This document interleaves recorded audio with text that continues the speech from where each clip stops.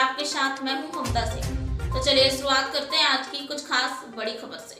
रीवा में हंगामे के साथ दोबारा शुरू हुई परिषद की बैठक स्थित 2 मार्च को पुनः कराई जाएगी बैठक। परिषद के अध्यक्ष, महापौर और नेता प्रतिपक्ष एक दूसरे को शिष्टाचार का पाठ पढ़ाते नजर आए। सदन बड़ी गरिमा में पूर्ण चल रहा था। माननीय महापौर जी अपना वक्तव्य दे रहे थे। वॉलीबॉल और कबड्डी प्रतियोगिता को लेकर हम लोग ये चाह रहे थे कि ये स्पोर्ट्स कॉम्प्लेक्स का निर्माण हो रहा है। अभी उन्हें सदस्य 14 नंबर रवि तिवारी जी ने कहा था कि नगर निगम की हालत खस्ता थी।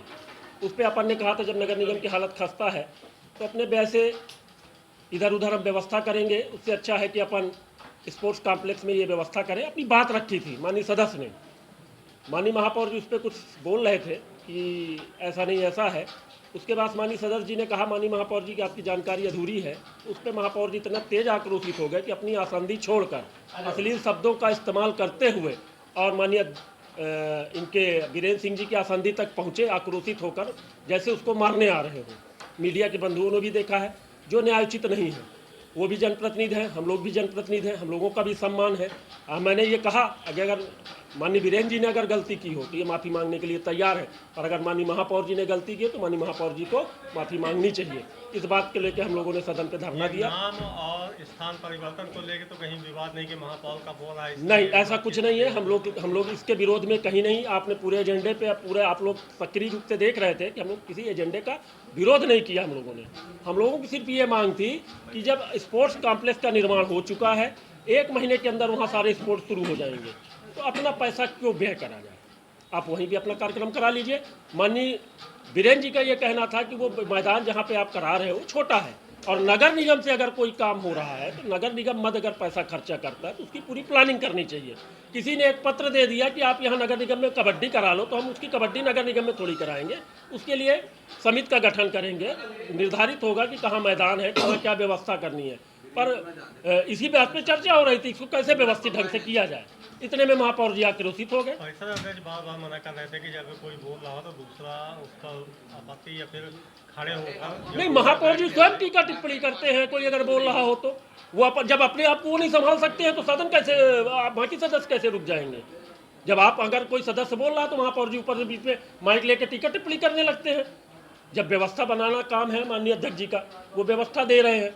अगर मान लीजिए किसी सदस्य किसी को बोलने की आपत्ति है तो माननीय अध्यक्ष जी से निवेदन करें, हो अध्यक्ष जी व्यवस्था बनाएंगे कि भाई आप बैठो, उनको पूरी बात बोल लेने दो।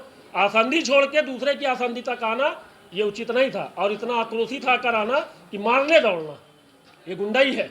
मैं इसका घोर विरोध करता हूँ। माननीय महापौर जी को माफी मांगनी चाहिए। एफआईआर भी दर्ज कराई जाएगी इस मामले को लेकर? नहीं, अभी तो हम अपने स्तर से देखेंगे।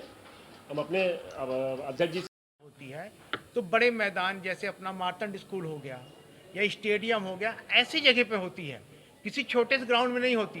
और जिस मंगल पांडे पार्क की ये बात कर रहे हैं, उस मंगल पांडे पार्क में रोज वॉलीबॉल का खेल होता है, मोहल्ले के लोग खेलते हैं। हमने वहाँ पर ये बोला कि मैं नगर निगम से एक ग्राउंड बनवा दूंगा आपके रोज की प्रैक्टिस के लिए, वहाँ कोई टूर्नामेंट नहीं होने आए।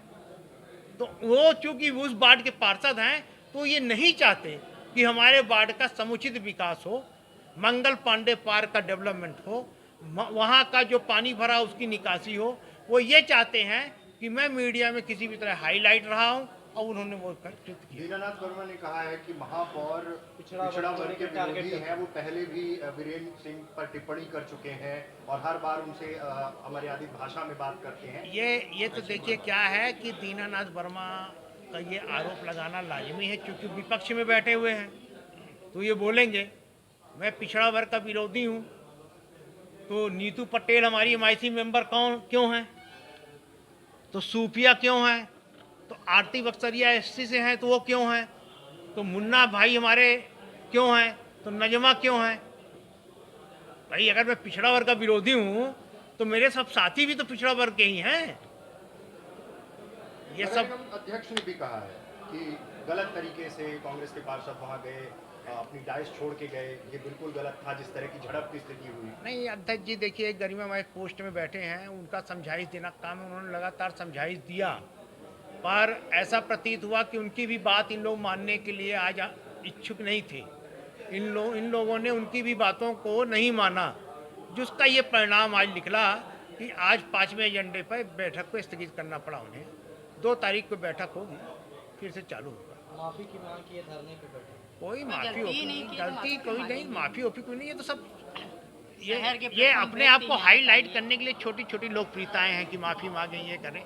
ऐसे रोज ये हादसे होते रहते हैं, बड़ी बात इसके नहीं। पहले भी नगर निगम में बहुत नौबत आ गई, झड़प जैसी स्थिति झड़प जैसी स्थिति हुई है, ऐसा इतिहास है। हाँ झड़प जैसी स्थिति थी, तो मैंने पुलिस द्वारा मतलब वो चला है इसके पहले तो पुलिस रहा करती थी पहले जब नहीं कभी पुलिस कभी नहीं रहती थी।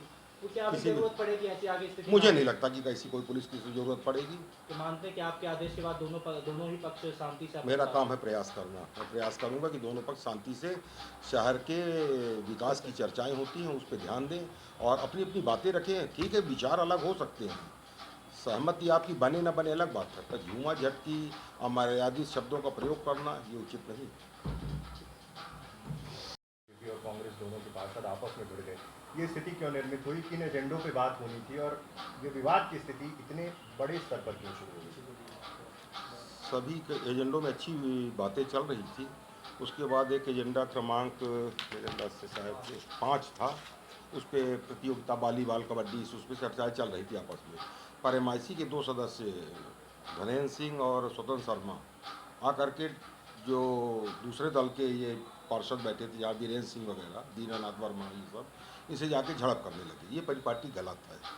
परिषद के अंदर जो भी बातें करना है अध्यक्ष को इंगित करके करनी चाहिए। क्या निर्णय लेना है, क्या निर्णय लेना है, वो तो सबके बहुमत के आधार पे होता है। पर किसी के मुंह को नहीं रोका जा सकता है। अगर वो बोल रहे थे तो डेस्क पे जाकर के उन्होंने अमर्यादित कार्य किया है। अगर दोबारा ऐसी कोई अमर्यादित चीज़ होगी तो मैं तो प्रशासन को उनके खिलाफ जो भी होगा मैं कार्रवाई कराऊंगा। परिषद के अंदर चूतिया और अनपढ़ बोलना मतलब क्या जायज है? बिल्कुल जायज नहीं है। कोई भी ऐसे शब्द जो कि मर्यादा के खिलाफ हों वो नहीं बोलने चाहिए। आप बार मना कर रहे थे, महापौर की एक गरिमा है, जब वो बोल रहे थे तो उतने समय उठकर विपक्ष वाले भी बोल रहे थे, तो क्या ये सही था? उनको भी मैंने टोका है, अगर आपने ध्यान दिया हो, तो महापौर जी को भी इस चीज़ का ध्यान देना था और MIC सदस्यों को कि अपने डेस्क से उठ के विपक्षी पार्षदों उनके पार्षदों के पास नहीं जाना चाहिए था। ये भी गलत है। ये कोई ऐसा बताया जा रहा है कोई नाम को लेके विवाद है महापौर को लेके? महापौर कब का तो नाम नहीं आया। आप भी लोग भी बैठे थे वहाँ पे। परिषद में हर विद्युत में कहाँ पे खेल हो कहाँ पे ना हो, कोई बता रहा था कि स्पोर्ट्स कॉम्प्लेक्स बन रहा तो वहाँ पे खेल हुआ जाया करेगा। निगम का 10 लाख रुपया क्यों व्यय कराते, कोई कहीं। वो तो महापौर जी जैसे ही खड़े हुए उन्होंने खुद अपना वक्तव्य दिया कि मैं जानता हूँ आशा क्या है, महापौर कब लिखा है। बीजेपी के किसी भी जो भी पार्षद थे वो उन लोगों ने कहीं भी महापौर कप का नाम नहीं लिया था। ये तो महापौर जी ने महापौर कप का नाम खुद अपने मुंह से लिया कि इनको पीड़ा है महापौर कप के नाम से। पर किसी भी पार्षद ने जब तक मैं बैठा था महापौर कप का नाम नहीं लिया, स्थान की बातें करते रहे। और ये बड़ा आज अमर्यादित हुआ है और दोबारा अगर ऐसा कोई भी सदस्य करेगा उसके खिलाफ मैं शासन के स्तर पर कार्रवाई के लिए भेजूंगा। क्या माना जाए आगे की बैठक पुलिस की मौजूदगी में चालू होगी? नहीं ऐसा नहीं है, हमारे सब पार्षद जिस सब तरीके भ्रांत से है। हालात देखे जा रहे हैं, एक दूसरे के ऊपर हाथ उठाने की नौबत आ गई। झड़प जैसी स्थिति कोई किरत नहीं है, पर यह उन्होंने दोबारा किया है। और मेरा ये देखना है कि पिछड़ों के साथ अक्सर उनका जो भाषा शैली होती है वो न्यायोचित नहीं है। किसकी? माननीय महापौर जी की। तू तय करके बोलना पिछड़ों को, मैंने ये दोबारा देखा है। इसके पहले भी माननीय वीरेंद्र जी को उन्होंने तू तय करके बोला था, आज फिर उन्होंने वही लैंग्वेज इस्तेमाल की है जो न्यायोचित नहीं है। जब तक धरना जारी रहेगा तब तक यानी बैठक नहीं, अगर उनको अपना सदन चलाना वो चला ले, हम तो इसके विरोध में है पिछड़ा। वक्त हो गया एक ब्रेक का। ब्रेक के बाद फिर से हाजिर होंगे ऐसी कुछ खास बड़ी खबरों के साथ। तब तक के लिए नमस्कार।